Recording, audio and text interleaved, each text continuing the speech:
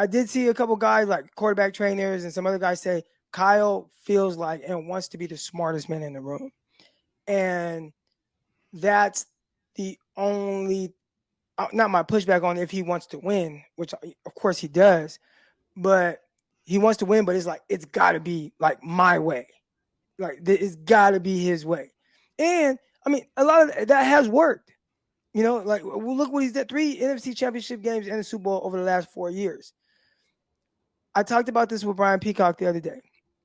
And my question to him was, do you think he'll have to like something catastrophic will have to happen, like just lose, and maybe need to change the scenery before he changes that small thing that, or might be a big thing that's going to get him over the top to actually win?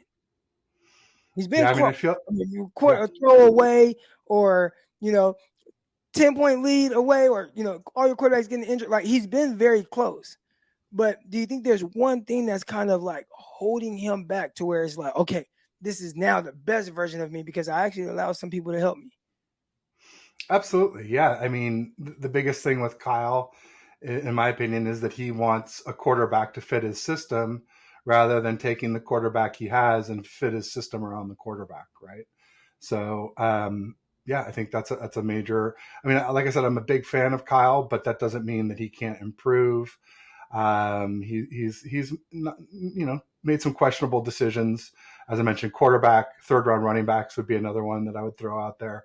Trey Sermon, TDP obviously is still TBD, to be determined, but so far hasn't lived up to his 3rd round billing. I hope he does.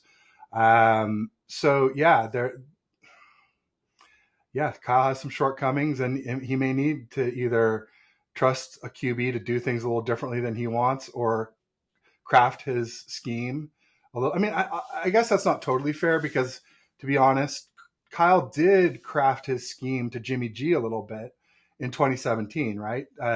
We got Jimmy at the trade deadline, and Jimmy practiced for a few weeks, and we brought him in when we were 1-10, and Jimmy famously went 5-0.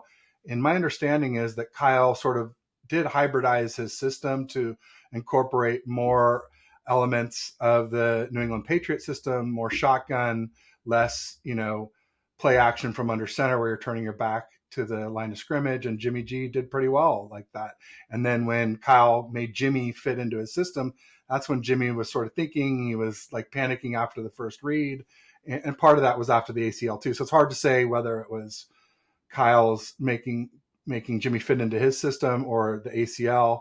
But I think there was a little evidence of that in 2018 before Jimmy tore his ACL too. So I'm not going to say Kyle will never do it, but I would like to see him do more of that.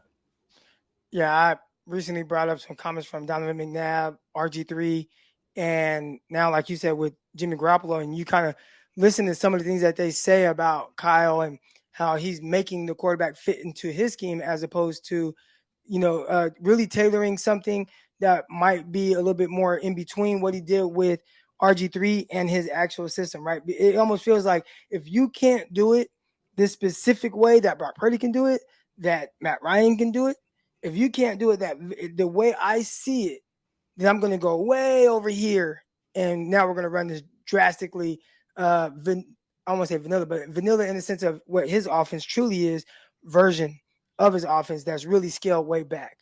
Do you kind of get that sense? I know, listen, a lot of people are going to hear us right now talking about Kyle Shanahan. I don't think you, or I know I haven't. I'm not saying that this guy isn't a great coach. We're just trying to figure out how do the 49ers get over that hump, right? Like how, and is there a way that he can kind of get better?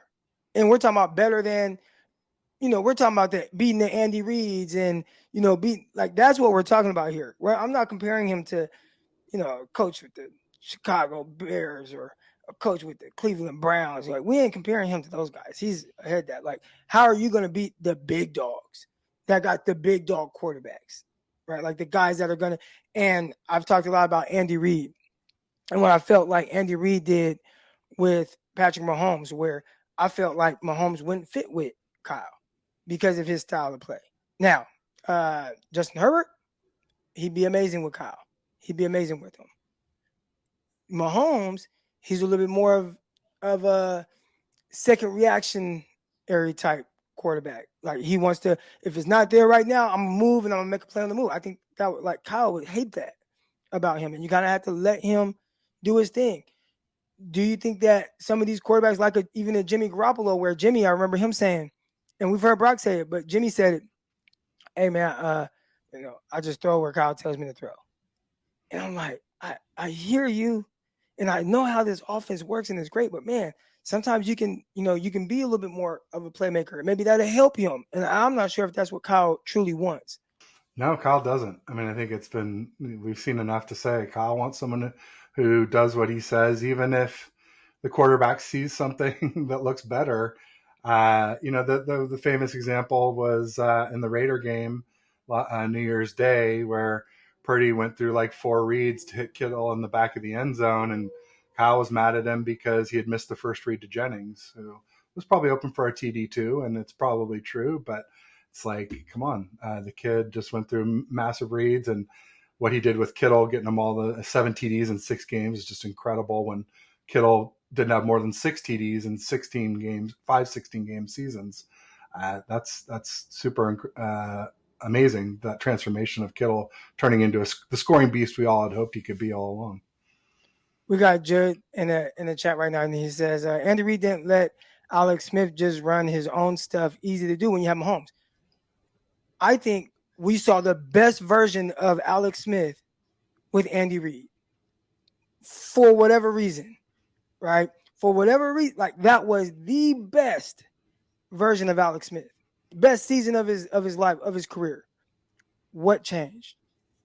What was so much different between maybe the other guys that he had played with or whatever? Maybe it was players. Maybe it was Tyreek Hill and having Travis Kelce, and maybe that's what it was. But ultimately, I thought that we saw a much freer version of Alex Smith. He was throwing the ball down the field. I mean, I saw big balls I never saw big balls down the field. From Alex Smith, and we saw a much better version, like playing really good football. And I remember when it was a game against was it down big to the Colts, and I know it's kind of ended up being a shootout. I've never seen that from Alex Smith. Never. Like that was the best version of him that we'd ever seen. So to say, it's easy with Mahomes, I mean, I saw it with Alex Smith as well. And then Mahomes just was better. Like he just was more physically gifted and really took that to the next level. Just my opinion, though. Just my opinion. Yeah. No, I love it. And it's like, yeah, Andy Reid's a great coach, clearly. And Mahomes is arguably the best quarterback right now. And one of the better ones all time so far in his career. And I think you really have to plan to beat them in the Super Bowl if you want to get that number 6 ring that we're all hungry for, because they've been there 3 of the last 4 Super Bowls, and they've won 2 of them. So if you're not planning to beat Andy Reid and Patrick Mahomes in the Super Bowl, then you're probably not planning to win it.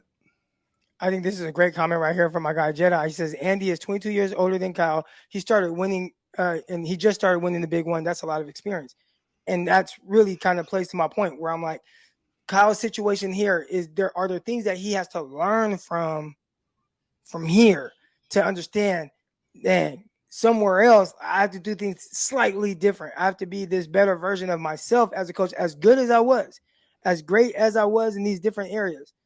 This one thing held me back, and he might just have to figure it out somewhere else. And that was it. So however long it takes Kyle to figure that out, and that's what puts him over the top. I don't know exactly what that. I feel like he's wound a little tight, and he's a little controlling. And I think once he kind of lets go a little bit and understands, hey, you don't have to be everything.